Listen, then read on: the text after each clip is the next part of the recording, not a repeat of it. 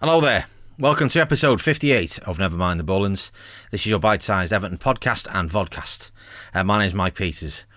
When I finished recording episode 57 and I was thinking about what am I going to do over the course of the next couple of episodes, I was thinking, right, I'll do, round up of the season in terms of players who's had a good season, who's had a bad season, who we might want to, keep, who we're going to let go over the course of the next season. Looking at transfers, I mentioned that I wanted to get some guests on during the summer, do some special episodes.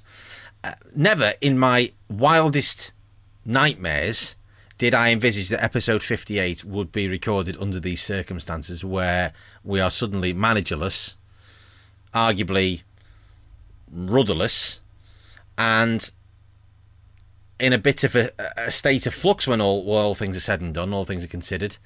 I think, from my point of view, I just feel I was trying to process this kind of over the course of yesterday evening as the sort of news sunk in, and the speed of this sort of got around my head because I was at the Albert Dock yesterday and I'm wandering around as this is breaking out, and I thought this is quite a weird juxtaposition of being sort of in one of Liverpool's central hubs surrounded by tourists and scarves in tourist shops with Carlo's face on them, and yet he's about to jump ship and head to Real Madrid. And I'm genuinely, it's affected me more than anything I think Everton related has in a number of years. We've had managerial departures obviously over the recent past, and none of them have kind of, I think, impacted us in quite the same way. Certainly me, I can't speak for you. It'd be lovely to hear what you think, obviously, at NMTB Pod. But, it feels like a death, I think, because of the circumstances of it and the completely unexpected nature of it as well. Because managerial departures that we've had going back as far as I can remember,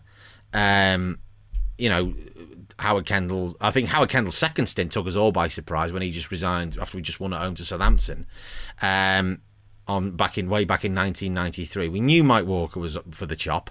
Joe Royle, obviously that took us probably a bit by surprise because of the circumstances of that, but certainly in the last 25 years then we're talking, none of our managerial departures have hit us like a brick, to the head like this has. And it's absolutely seismic, the blow.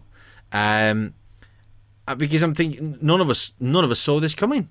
Real Madrid had been linked with Carlo obviously a few weeks ago, and it was kind of dismissed.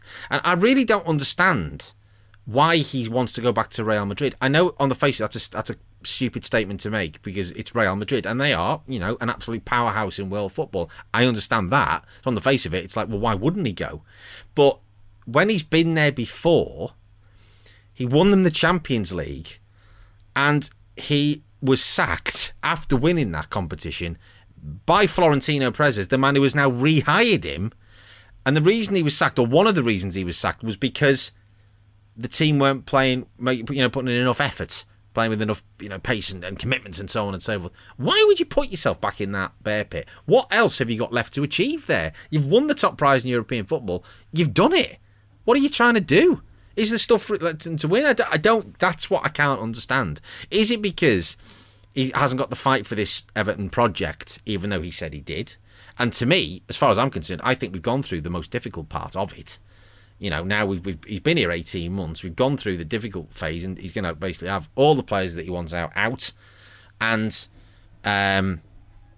he'll have a free hand to bring in the players that he wants. And that's what I don't get. We had the building blocks in place. We've got Marcel Brand signed on a new 3-year contract. Bramley Moore's been signed off. We're starting to sign the right players, younger players. The transfer policy's been tweaked and what have you. And yet now, one of the central pillars of that project has been taken out. Almost sort of the foundation stone of it in a way, in terms of having this superstar manager who can attract players, James Rodriguez being the obvious example of that, just by his reputation. That's now been taken away from us. And the big question is now, where do we go? The timing of this could not be worse. Because obviously we've got European Championship starting in a matter of days, which is then going to lead to a whole load of transfer speculation about not only about us trying to get a new manager, but also about players that we have obviously playing in that tournament who are going to put themselves in the shop window who may well leave. So it's not just a case of bringing in new players. It's a case of keeping the players that we've got. You know, the spine of the team that we want to take us forward over the next 3, 4, 5 years. You know, Dominic Calvert-Lewin, Richarlison, Luca Dean. Him I'm less worried about because he's, you know, signed a long-term contract. Jordan Pickford. Ben Godfrey as well. I know he's not made the final Euro squad because he's not a right-back. But, you know, keeping all these bodies is going to be difficult enough, and as well as trying to add to them and hiring the right person. And I was even on Crosby Beach last night, actually. The other half said to me, should we go for a walk down, you know, going to the sunset on Crosby Beach? I went, yeah, okay. Thinking that I might see him taking one last stroll down the beach with his dog or something, and I might be able to convince him to stay. But, of course, it had all been signed, sealed and delivered. But I'm thinking that's how desperate I was to keep him to stay. And I know there's been a number of kind of, well, you know, we'll miss the man more than the manager and things like this, and you know the football there was like a game plan, and some of the stuff we watched at the end of the season was poor. Yeah, okay, but you've got to put it in the context of, you know, it was played, a lot of it was played under COVID. Obviously, no fans at Goodison makes a massive difference to us, more so than a lot of other clubs, I would argue. And I just think this will be marked down as a kind of very surreal period in Everton's history. It's almost like a period that we didn't feel we were fully part of. Because I think, the last time that most of us, me included, were there, we were watching him get sent off for arguing with Chris Kavanagh at the end of the draw against Manchester United when we had a goal ruled out in injury time for Gylfi Sigurdsson allegedly being in David De Gea's eye line. You know, I wish I'd been now at the Wolves game, even though I was kind of, it's okay, we're back in August, it'll all be fine. But Everton will be completely different come mid-August when we finally return to Goodison, and fans are, fingers crossed, you know, we're all back there. It's just massively disappointing, and this arguably is the most crucial managerial appointment Everton are going to make, because if we get this wrong, and not only do we not sign the right players, we lose the star players that we've got that I mentioned earlier, then we're going to be in trouble next season. I just have this genuine fear that we're going to have a real problem.